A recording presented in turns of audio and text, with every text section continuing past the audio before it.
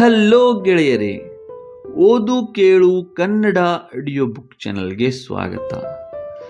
ನಮ್ಮ ಇಂದಿನ ಆಡಿಯೋ ಬುಕ್ನಲ್ಲಿ ನಾವು ವಿಶ್ವ ಇತಿಹಾಸದಲ್ಲಿ ದೊಡ್ಡ ಪ್ರಭಾವ ಬೀರಿದ ಒಬ್ಬ ನಾಯಕನ ಕುರಿತು ಒಂದು ಆಡಿಯೋ ಬುಕ್ಕನ್ನು ತಂದಿದ್ದೇವೆ. 20ನೇ ಶತಮಾನದ ವಿಶ್ವ ಇತಿಹಾಸದಲ್ಲಿ ದೊಡ್ಡ ಪ್ರಭಾವ ಬೀರಿದ ನಾಯಕನ ಹೆಸರು ಕೇಳಿದಾಗ ಒಂದು ಹೆಸರು ಸ್ಪಷ್ಟವಾಗಿ ಕೇಳಿಸುತ್ತದೆ: ಜೋಸೆಫ್ ಸ್ಟಾಲಿನ್. ಅವರು ಸಾಮಾನ್ಯ ನಾಯಕರಲ್ಲ, ಅವರು ಒಂದು ರಾಷ್ಟ್ರವನ್ನು ರೂಪಾಂತರಿಸಿದ ವ್ಯಕ್ತಿ. ಬಡ ಕೃಷಿ ದೇಶವನ್ನು ಕೈಗಾರಿಕಾ ಮಹಾಶಕ್ತಿಯಾಗಿ ರೂಪಿಸಿದ ಒಬ್ಬ ಶಕ್ತಿಶಾಲಿ ಆಡಳಿತಗಾರ. ಇದಕ್ಕೂ ಮುನ್ನ ಯಾರಾದರೂ ನಮ್ಮ ಚಾನಲನ್ನು ಸಬ್ಸ್ಕ್ರೈಬ್ ಮಾಡಿಕೊಂಡಿಲ್ಲವೆಂದರೆ ದಯವಿಟ್ಟು ಸಬ್ಸ್ಕ್ರೈಬ್ ಮಾಡಿಕೊಳ್ಳಿ ಮತ್ತು ಈ ವಿಡಿಯೋವನ್ನು ಕೊನೆಯವರೆಗೆ ನೋಡಿ. ಯಾರು ಕಮ್ಯುನಿಸ್ಟ್ ಚಳವಳಿ ಕಟ್ಟಬೇಕೆಂದು ಮುಂದೆ ಬರುತ್ತಾರೆ ಅವರು our dear teacher comrade Stalin, our Stalin, great Stalin ಎಂದು ಕರೆಯುತ್ತಾರೆ ಎಂದು ನೆನಪಿಟ್ಟುಕೊಳ್ಳಿ. ಸರಳ ಬದುಕಿನಿಂದ ಶಕ್ತಿಯ ಶಿಖರಕ್ಕೇರಿದ ಸ್ಟಾಲಿನ್. 1878ರಲ್ಲಿ ಜಾರ್ಜಿಯಾದ ಒಂದು ಸಾಮಾನ್ಯ ಕುಟುಂಬದಲ್ಲಿ ಜನಿಸಿದ ಸ್ಟಾಲಿನ್ ಬಾಲ್ಯದಿಂದಲೇ ಸಂಕಷ್ಟಗಳನ್ನು ಎದುರಿಸಿದರು. ಆದರೆ ಅವರ ಮನಸ್ಸಿನಲ್ಲಿ ಒಂದು ದೊಡ್ಡ ಕನಸು ಇತ್ತು: ಸಮಾನತೆಯ ಸಮಾಜ ನಿರ್ಮಾಣ ಮಾಡಬೇಕು, ಶೋಷಣೆಯನ್ನು ಕಿತ್ತು ಹಾಕಬೇಕು ಎಂಬ ಕನಸು. ಕಾರ್ಲ್ ಮಾರ್ಕ್ಸ್ ಅವರ ಸಮಾಜವಾದಿ ವ್ಯವಸ್ಥೆ ಕಟ್ಟಲು ಸ್ಟಾಲಿನ್ ಲೆನಿನ್ ಜೊತೆ ಸೇರಿಕೊಂಡರು.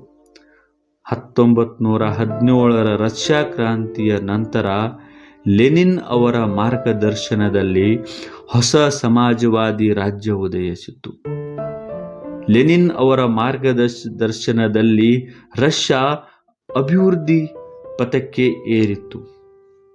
ಆದರೆ ಲೆನಿನ್ನರ ಮರಣದ ನಂತರ ಸ್ಟಾಲಿನ್ ಕ್ರಮೇಣ ಅಧಿಕಾರಕ್ಕೆ ಏರಿದರು. ಕೈಗಾರಿಕಾ ಕ್ರಾಂತಿ, ಒಂದು ಹೊಸ ಸೋವಿಯತ್ ಯುಗದ ಆರಂಭ. 1920 ಮತ್ತು 1930ರ ದಶಕಗಳಲ್ಲಿ ಸ್ಟಾಲಿನ್ 5 ವರ್ಷದ ಯೋಜನೆಗಳನ್ನು ಜಾರಿಗೊಳಿಸಿದರು. ಅದರ ಫಲವೇನು ಗೊತ್ತಾ? ಸಾವಿರಾರು ಕಾರ್ಖಾನೆಗಳು ಸ್ಥಾಪಿತವಾದವು. ಉಕ್ಕು, ವಿದ್ಯುತ್, ಯಂತ್ರೋಪಕರಣ ಉತ್ಪಾದನೆ ಬಹಳಷ್ಟು ಹೆಚ್ಚಿತ್ತು. ಗ್ರಾಮೀಣ ಆರ್ಥಿಕತೆಯಿಂದ ಕೈಗಾರಿಕಾ ಆರ್ಥಿಕತೆಯ ಕಡೆಗೆ ದೇಶವನ್ನು ತಿರುಗಿಸಿದರು. ಸೋವಿಯತ್ ಯೂನಿಯನ್ ಕೆಲವೇ ವರ್ಷಗಳಲ್ಲಿ ಯುರೋಪಿನ ಪ್ರಮುಖ ಕೈಗಾರಿಕಾ ಶಕ್ತಿಗಳ ಪೈಕಿ ಒಂದಾಯಿತು. ಅಭಿವೃದ್ಧಿಯಲ್ಲಿ ದಾಪುಗಾಲು ಹಾಕುತ್ತಿರುವ ಸಮಯದಲ್ಲಿ 1941ರಲ್ಲಿ ಹಿಟ್ಲರ್ ನೇತೃತ್ವದ ನಾಜಿ ಜರ್ಮನಿ ಸೋವಿಯತ್ ಯೂನಿಯನ್ ಮೇಲೆ ದಾಳಿ ನಡೆಸಿತು. ಆದರೆ ಸ್ಟಾಲಿನ್ ಹಿಂಜರಿಯಲಿಲ್ಲ. ಹಲವು ದೇಶಗಳು ಸೋತು ಸುಣ್ಣವಾದವು. ಆದರೆ ಸ್ಟಾಲಿನ್ ಹಿಂಜರಿಯಲಿಲ್ಲ. ದೇಶದ ಜನರನ್ನು ಒಗ್ಗೂಡಿಸಿದರು. ಕೈಗಾರಿಕೆಗಳನ್ನು ಯುದ್ಧ ಉತ್ಪಾದನೆಗೆ ತಿರುಗಿಸಿದರು.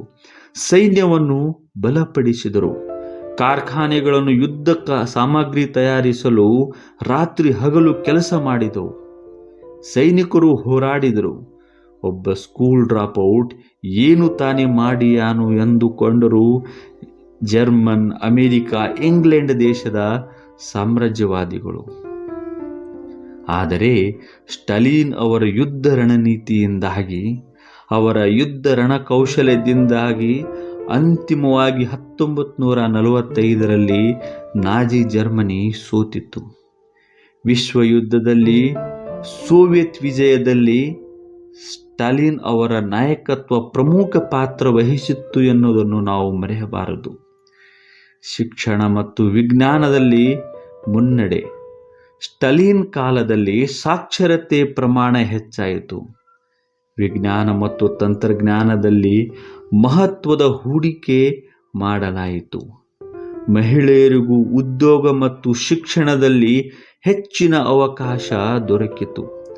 ಸೋವಿಯತ್ ಯೂನಿಯನ್ ಒಂದು ಶಕ್ತಿಶಾಲಿ ರಾಷ್ಟ್ರವಾಗಿ ವಿಶ್ವ ವೇದಿಕೆಯಲ್ಲಿ ಹೊರಹೊಮ್ಮಿತು. ಇದರ ಕೀರ್ತಿ ಸ್ಟಾಲಿನ್ ಅವರಿಗೆ ಸಲ್ಲುತ್ತದೆ. ಸಮತೋಲನದ ದೃಷ್ಟಿಕೋನ ಇತಿಹಾಸದಲ್ಲಿ ಸ್ಟಾಲಿನ್ ಆಡಳಿತಕ್ಕೆ ಸಂಬಂಧಿಸಿದ ವಿವಾದಗಳು, ಆರೋಪಗಳು ಮತ್ತು ಕಠಿಣ ಕ್ರಮಗಳ ಬಗ್ಗೆ ಚರ್ಚೆ ಇದೆ.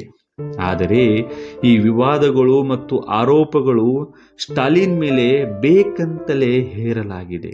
ಅದು ಸ್ಟಾಲಿನ್ ತೀರು ಹೋದ ನಂತರ. ಇದನ್ನು ಮುಂಚೆಯೇ ಅರಿತ ಸ್ಟಾಲಿನ್ ಹೀಗೆ ಹೇಳಿಕೊಂಡರು: ನನ್ನ ಮರಣದ ನಂತರ ನನ್ನ ಸಮಾಧಿಯ ಮೇಲೆ ಕಸದ ರಾಶಿಯನ್ನೇ ಸುರಿಯುತ್ತಾರೆ ಎಂದು ನನಗೆ ತಿಳಿದಿದೆ. ಆದರೆ ಇತಿಹಾಸದ ಗಾಳಿ ಬಹು ಬೇಗನೆ ಅಥವಾ ತಡವಾಗಿ ಇದನ್ನು ನಿರ್ದಯವಾಗಿ ಗುಡಿಸಿ ಹಾಕುತ್ತದೆ ಎಂದು ನಾನು ನಂಬಿದ್ದೇನೆ. ಇದು ನಿಜ ಕೂಡ.